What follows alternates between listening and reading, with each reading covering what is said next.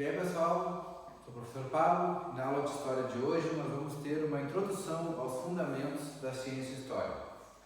Como vocês já viram no caderno, o que estuda a história? A história estuda a ação humana através do tempo, ou seja, aquilo que os seres humanos fizeram ao longo do tempo. Duas palavrinhas básicas para entender o que ensina a história: seres humanos e o tempo, unidos entre si. Não é só os seres humanos, porque, por exemplo, a medicina estuda o corpo humano, mas não estuda o corpo humano através do tempo, estuda só o corpo humano em si. Os dinossauros foram seres que viveram ao longo do tempo, não fazem parte do objeto de estudo da história. Tem que ser seres humanos através do tempo. Isso é a história. Como que se estuda a história? Através das pesquisas em fontes, ou seja, tudo aquilo que pode trazer algum tipo de informação a respeito do ser humano através do tempo é uma fonte histórica. Seja ela um documento, um artefato, um objeto, uma imagem, um depoimento, um registro em imagens, uma caverna ou uma escultura, enfim, tudo aquilo que traz algum tipo de informação a respeito dos seres humanos ao longo do tempo é uma fonte histórica. Quem estuda a história? O profissional que faz esse tipo de pesquisa, que vai gerar o conhecimento que chega até a sala de aula, chama-se historiador. Normalmente nós nos formamos como professores e historiadores. O que esse profissional faz? Ele levanta o maior número possível de fontes históricas, de informações a respeito de algum evento, de alguma pessoa ou de uma série de acontecimentos, faz o cruzamento entre essas informações e depois cria a sua narrativa, escreve o que aconteceu através das informações que ele obteve. E mais importante, por que estudar a história? Há um ditado que diz que viver sem conhecer o passado é caminhar no escuro. E basicamente, esse é o motivo para que nós nos inteiramos sobre aquilo que aconteceu ao longo da história. Estudar a história é importante porque, para conhecer o passado, assim poder entender o presente e planejar o futuro. Isso é a fundamentação do porquê e como, o que e quem estuda a história. Existem alguns conhecimentos básicos, o que a gente chama de instrumentalização do tempo histórico. Quando vocês forem estudar a história, o tempo histórico, o tempo dos seres humanos, ele vai estar dividido em anos, décadas, séculos, ou mesmo os acontecimentos do passado vão estar divididos através de eras numa linha do tempo. Então, nessa aula a gente vai ver um pouco sobre essa divisão do tempo histórico. Primeira coisa é que muitas datas estão nos livros através de números romanos. Então é importante que vocês identifiquem os números romanos pelo menos do 1 até o 30. Então a gente tem 1, 2, 3, aqui é fácil, 1 unidade, 2 unidades, 3 unidades. Começa a ficar mais complicado a partir do 4 e do 5, porque o 4 é o 5 menos o 1, ou seja, o 1 está antes. Então 5 menos o 1 é o 4. É importante que vocês entendam que os números romanos não repetem mais do que 3 vezes na formação do numeral. Entendendo isso, começa a ficar fácil. Porque aí, 5, o que seria o 6? É o 5 mais 1. O 7, 5 mais 2. O 8, o 5 mais 3.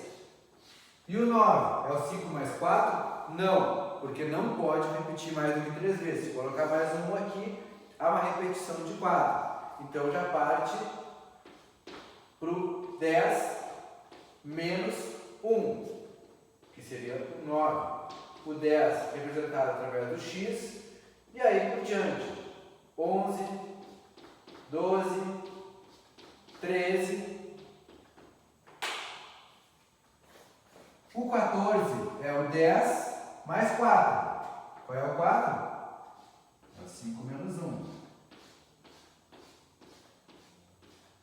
Então, 11, 12, 13, 14. O 15 é o 10 mais o 5. E assim vai até o 30. É importante, então, vocês pelo menos decorarem o 1, o 5 e o 10. Decorando esses três números, que aqui estão representados através de letras, e sabendo que não há repetição do que mais de 3, vocês vão lidar com isso de uma forma bem tranquila. Vou pular alguns aqui, eu sei que vocês já têm no caderno, já fizeram essa pesquisa. Então, por exemplo, o 20, 10 mais 10, 25, 10 mais 10 mais 5, 24, 10 mais 10 mais 4. E assim sucessivamente. 28, 10 mais 10 mais 8.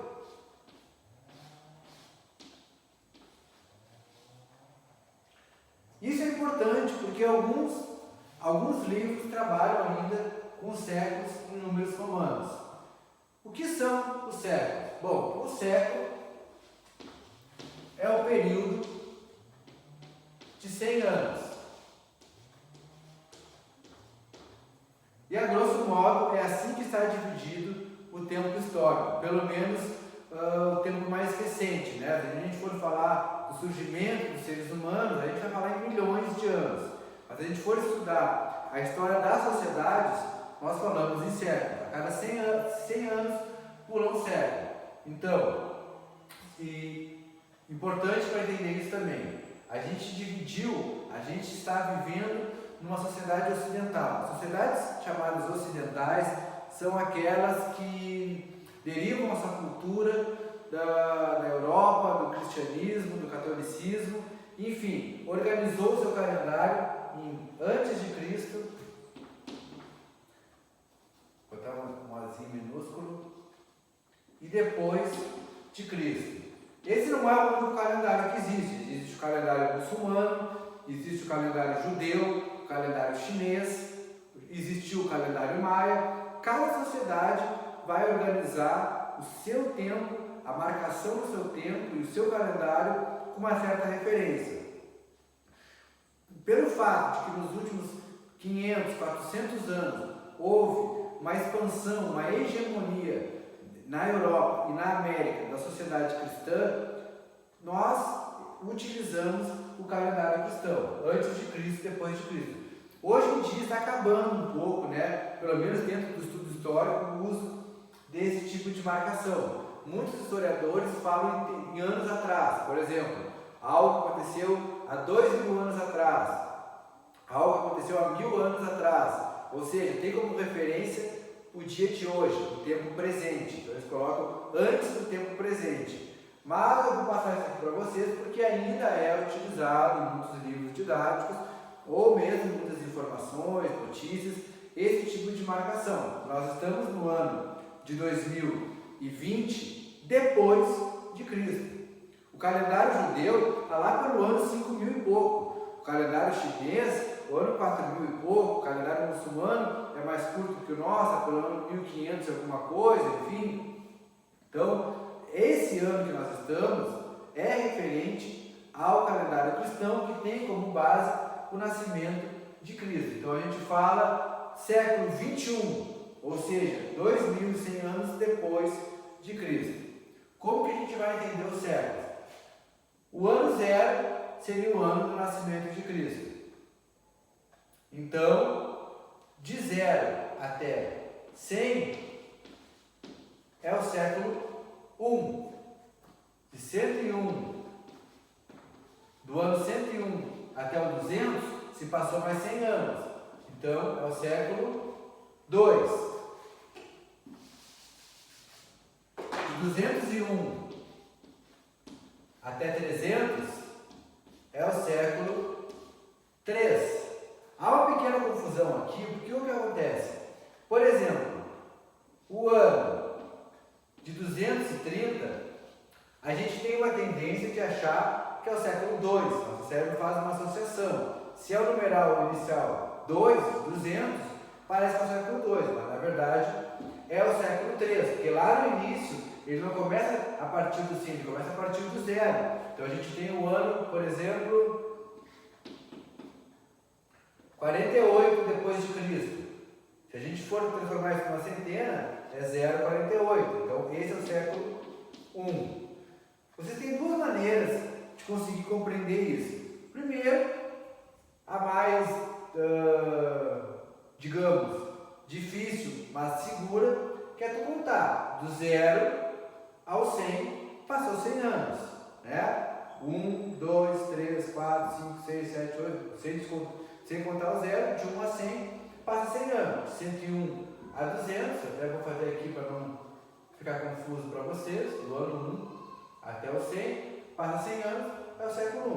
Pode fazer essa contagem manual, ou também tem um macetezinho, que é o seguinte: